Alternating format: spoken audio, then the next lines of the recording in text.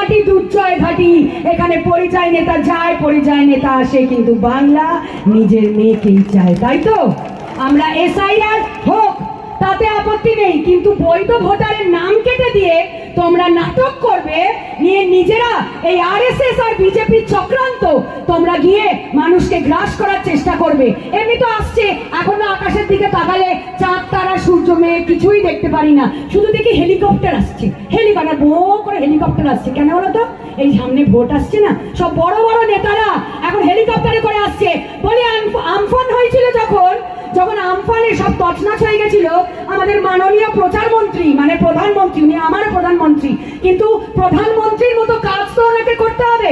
মাননীয় প্রচারমন্ত্রী হেলিকপ্টারে করে এসে ওপর থেকে দেখলেন আমফানে আহা কত ক্ষত হয়েছে, কত ড্যামেজ হয়েছে, কিন্তু নির্লজ্জে বলতে বাধ্য হচ্ছি, নির্লজ্জের মতো ওনার হাতটা বাংলার পাশে দাঁড়ানোর জন্য ওনার পকেট অব্দি পৌঁছালো না। তিনি কোনো অর্থনৈতিক ভাবে বাংলার পাশে দাঁড়াননি আমফানের সময়।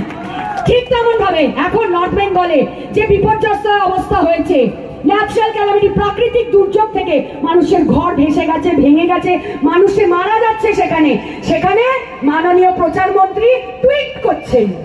টুইট করে রাজনীতি, ওই মানুষও টুইট করে দেবে, টুইট করে এখান থেকে ভাগিয়ে দেবে। আগামী 2026-এ 11খানা বিধানসভা আমাদের জিততে হবে, কথা দিচ্ছ? হ্যাঁ বলো, হ্যাঁ বলো, সবাই হাত তুলে। বেশ, তাহলে ডায়লগ দিয়ে শেষ করবো, আমার পরে কেষ্টদা বলবেন, আমি আবার কলকাতা ফিরবো। বাবা কি হাসি, দেখো ডায়লগ শুনে, দেখো কি ডায়লগ। সিনেমা একটা আমার জিতের সাথে সিনেমা ছিল, বলতে পারবে কেউ সে ডায়লগটা? সেই ডায়লগটা এরকম ছিল, মার কুড়তে রুটি চিনি দিয়ে চাপু দিয়ে খা না। এখন সামনে নির্বাচন, এখন একটু চেঞ্জ করে বলতে হবে, এখন বলতে হবে মার কুড়তে রুটি চিনি দিয়ে চা বিজেপি বীরভূম ছেড়ে ফুটে যা। জয় হিন্দ, বন্দে মাতরম, তৃণমূল।